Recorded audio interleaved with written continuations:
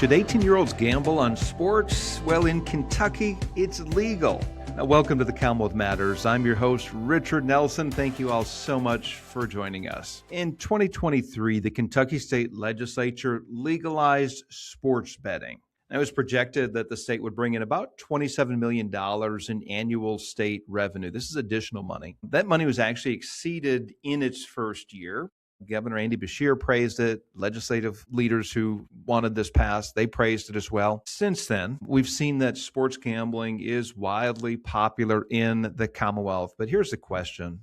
Is it all that it is cracked up to be? And what are the downsides? This is what we're going to talk about on this edition of the Commonwealth Matters, sports gambling in particular, its effects on young people. Now, I debated this issue publicly 3 years ago when House Bill 551 was introduced. I was on KET with a couple of state legislators who favored it. There was a Senate sponsor and a House sponsor. And I warned against the potential for corruption. I pointed to corruption in Kentucky basketball back in the 1950s. Kentucky had to forfeit a season, and it was banned from participating in the college tournaments. And we've seen corruption related to sports gambling going all the way back to the early 1900s. The Chicago Black Sox, they threw the World Series, and it almost devastated Major League Baseball. So we've seen corruption in the past. Now, here we are, less than 3 years after Kentucky legalized sports gambling, and a lot has happened. Sports gambling has gone mainstream across the country. Today, there are 39 states that have legalized various forms of sports betting, including Kentucky. But unlike most states, Kentucky allows 18-year-olds to gamble on sporting events. 32 out of the 39 states require that you be a minimum of 21 years to gamble. Perhaps our state legislature overlooked this small fact when they created this. I don't know. But considering the vulnerabilities to our young people, I contend that our legislature should reconsider upping the minimum age from 18 to 21 this legislative session. And I want to examine a number of different considerations here. The first is brain development. There was a National Institute for Health study. Actually, they linked it on their National Library of Medicine, talking about gambling harms in young people. They cited a study called Gambling in Young Adults Aged 17 to 24 Years, a population-based study that was in Great Britain. It was done in 2020, or the study was released in 2020. And this is what it found in part. They said young people are known to be at risk for problems with gambling because of cognitive immaturities, such as illusions of control over outcomes and poor understanding of statistical probability. These can lead to chasing losses, a common gambling problem. In adolescence, executive function is not fully developed, which increases impulsivity and risk-taking behaviors. This immaturity and self-regulation can increase the frequency of placing bets impulsively, especially in-game sports betting. Now, that was, I think, a key part in this study, in this report. I'm not going to go into all the details, but I think that really hits the high points of the dangers that sports gambling in particular plays with young. Now, these are the same reasons, by the way, that this study points out that the brain isn't fully formed, that the self-regulation isn't there, impulsivity is pretty high. These are the same reasons why we restrict tobacco and alcohol from those under the age of 21. Until the brain is fully developed, good public policy steps in and it protects from potential harms. This is, we all often hear we're doing it for the kids, or we're here to protect the kids. Now, why wouldn't we protect the kids when it comes to an activity that functions like a drug, gambling? The same is true when it comes to protecting our kids' pocketbooks. Boys in particular are more inclined to gamble, and some are wondering why. I've listened to different thoughts on this. I think a compelling reason is because for young males, most aren't playing sports or involved with sports, but they're wired in a certain way where they're looking for adventure. And gambling on sports or sporting events is like a vicarious, but this is kind of living out their fantasies, playing or rooting for their team, but then also there's a little bit of danger involved. They put money on it, and then they're rooting for an outcome. According to a 2024 survey, 74% of teen boys have placed an online bet compared to 26% of teen girls. New York Post ran a story last fall where that's where that came from. They interviewed the president of a group called Safer Gambling Strategies. Keith White said this in the New York Post interview. He said that teenage boys have the highest rate of participation in online sports betting. He said that 5% of kids aged 12 to teen have gambling problems, quadruple as many as 2 years ago. So that story was in 2025. 2 years before that was 2023. There has been a quadrupling of minors 12 to 17. And please note this, 12 to 17, you're not legally allowed to do gambling anywhere in any state, which brings up another question that we're going to get to later in the program about how to have better safeguards to verify that somebody that's gambling is actually of legal age. Keith White went on to say this: the part of the brain that governs risk and reward and decision making is not fully matured. Now that gambling is so accessible and unregulated forms of sports betting are so easily accessible, those two things combine into a sort of toxic cocktail of risk. One father who was interviewed in the New York Post story had a son who was involved with online gambling. He was not of legal age.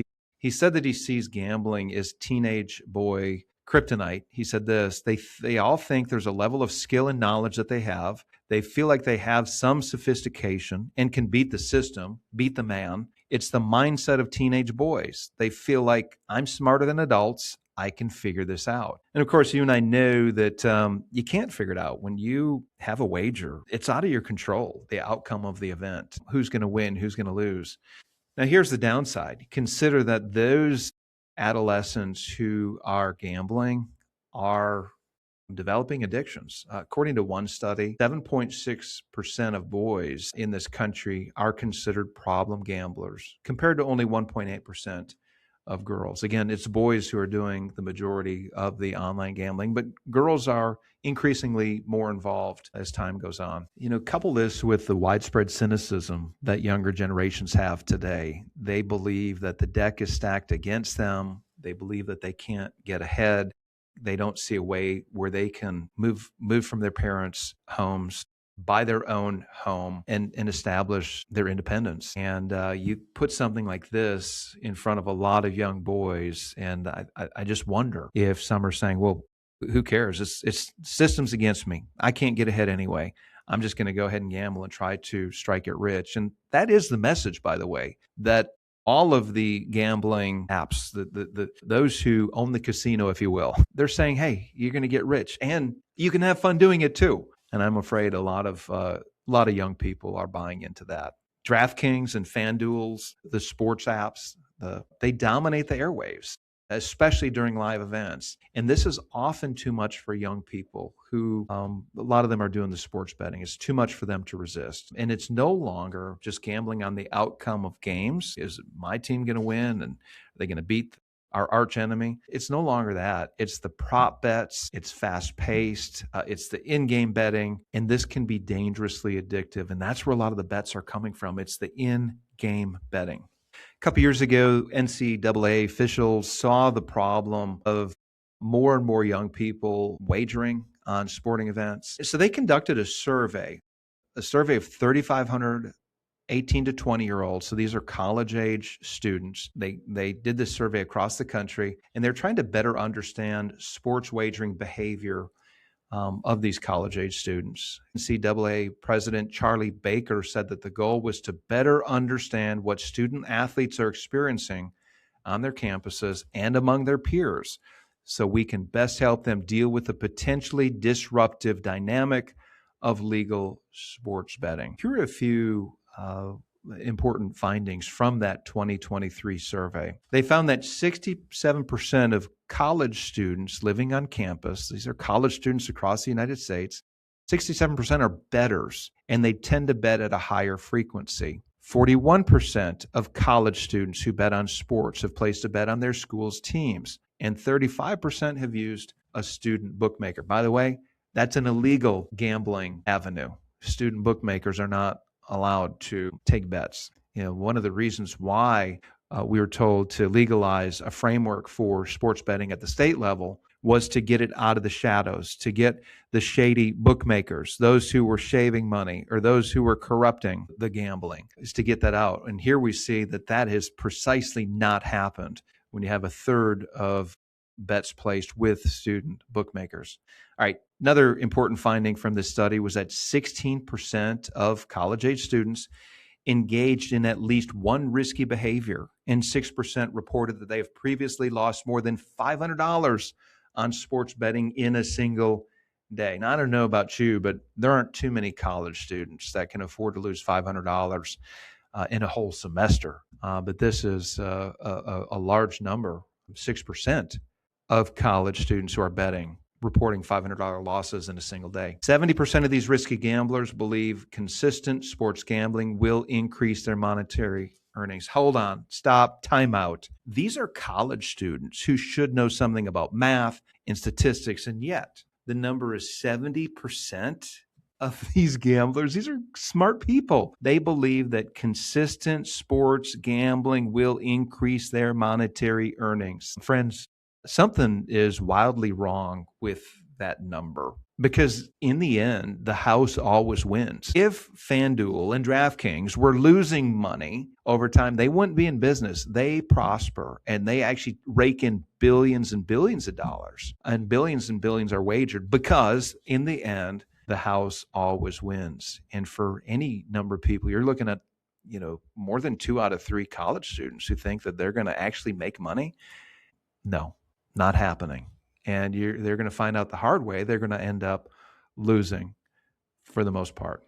Okay, one more important figure from this 2023 NCAA survey, 28% choose mobile apps for their wagering, and live in-game betting is the most popular type of bet for those who use the betting apps. All right, let's look at the downside. Threats to college athletes. In November of 2025, NCAA did another report. They found that 36% of Division I men's basketball student athletes reported experiencing social media abuse related to sports betting within the last year. 29% reported having interacted with a student on campus who had placed a bet on their team. Among football student athletes who were surveyed in the Football Bowl subdivision, 16% of those athletes reported receiving negative or threatening messages, while 26% reported interacting with a student who had bet on their team. Friends, this is one reason why gambling on sports and sporting events was illegal,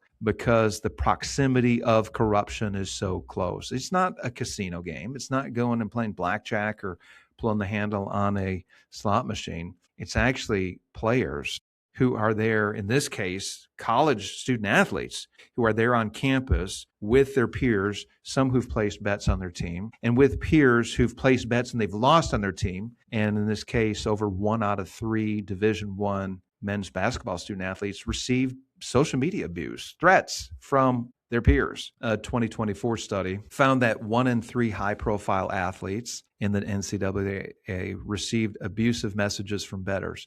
That's athletes across the board. That's not just basketball, but it's football, it's track, other athletes as well. Now, it's not just the college athletes, but it's coaches as well. Let's bring it home to Kentucky. Recently, a Texas man was arrested for terroristic threatening of the University of Louisville head football coach Jeff Brom and his family. Now, this Texas man placed a bet on a football game. U of L was playing against the University of California. U of L was favored to win by a pretty good margin, and they lost. And this guy who placed a big bet on the game went after Jeff Brom. The man has been extradited from Texas, and he is now in custody in Louisville, and he is facing terroristic threatening charges. Not a good day for that guy. So why is this happening? The threats towards U of L's football coach, the threats and the harassment of student athletes in college, it's happening because there's been a shift from simply wagering on the outcome of an event to focusing on players' performances largely. That's where much of the downside and many of the threats are. Again, the in-game betting, the prop bets, where somebody's betting on a strikeout in a baseball game or a home run in that game, or how many points or assists a basketball player might get. These are the kind of, if somebody's going to have a field goal or get a first down in a football game, those are the things that they're betting on. They're watching the game. They've got their phone in front of them, and they are making these bets in real time. So this does a few things. The shift in simply wagering on the outcome of an event to focusing on what's happening in the game, which then goes to a particular player's performance. Focusing on a particular player and not the overall team makes players more vulnerable to corruption, enticement with bribes, throw a bad pitch, or to not score as many points or what have you. We've seen it happen in the NBA. There's a huge scandal there where a NBA star and a former Hall of Famer were swept up in a gambling scandal there, and the NBA star was faking that he was injured and wasn't entering the games. Even pros are vulnerable to the corruption.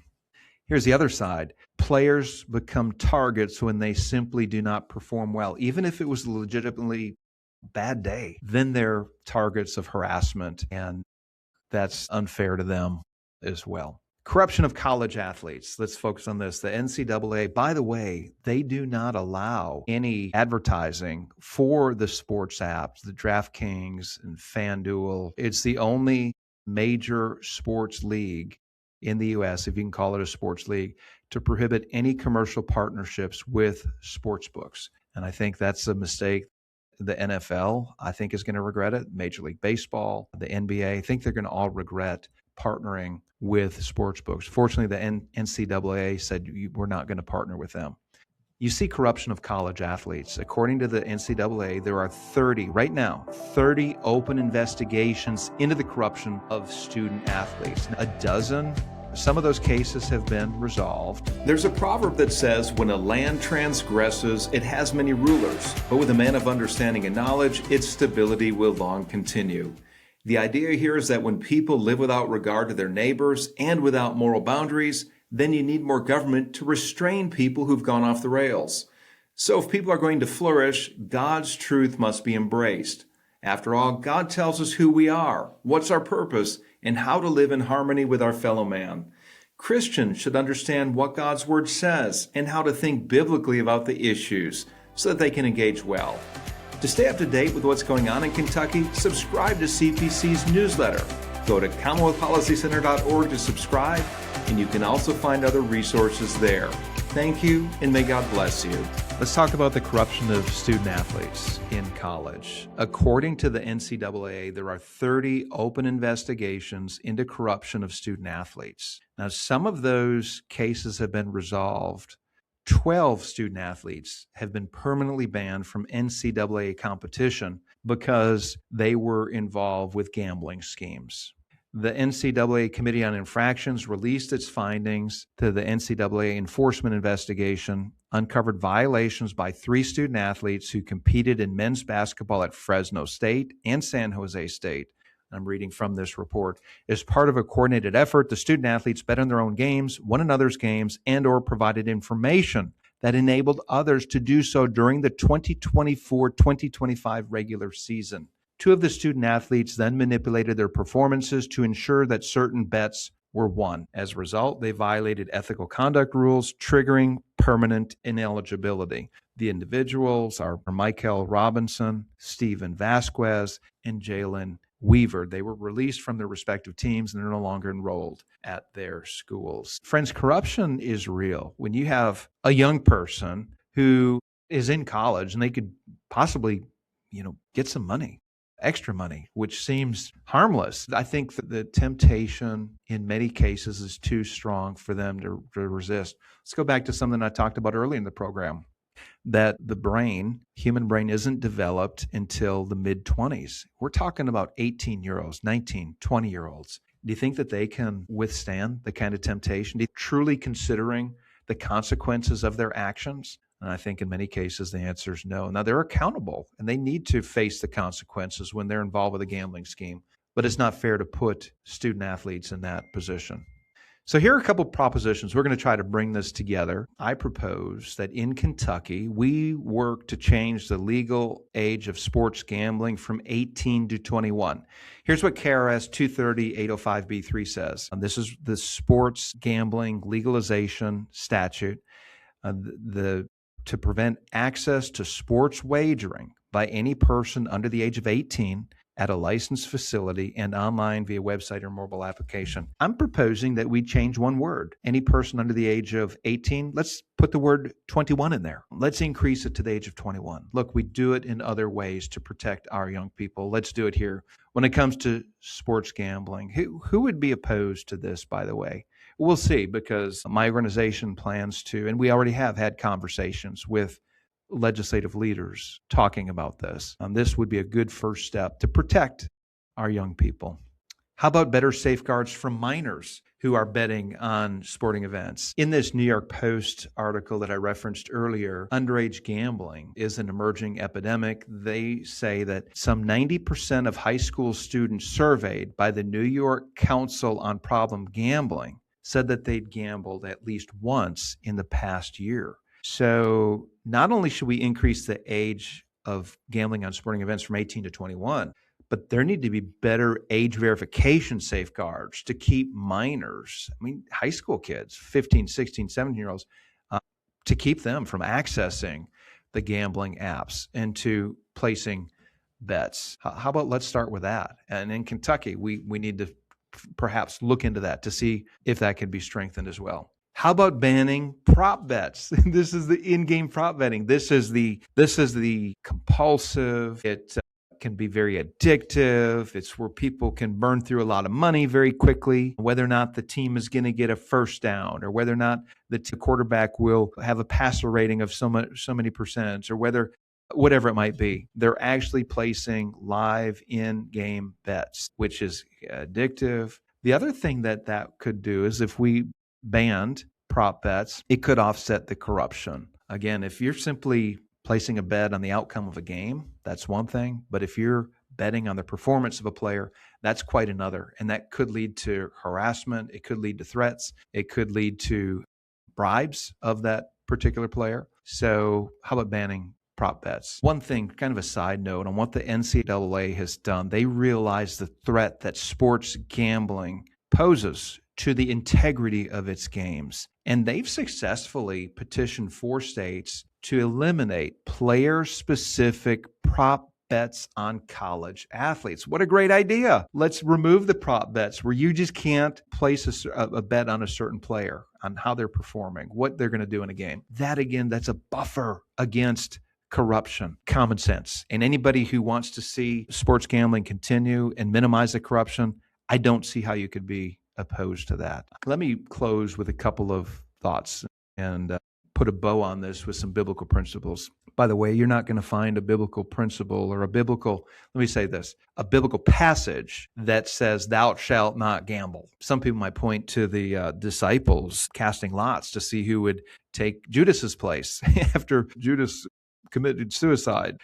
But you're not going to find a thou shalt not gamble. However, you will find biblical principles that would warn us of engaging in behavior that could harm our neighbor. We're told to love our neighbors as ourselves, and many people see gambling in its many forms as taking advantage of neighbors and hurting neighbors in the end.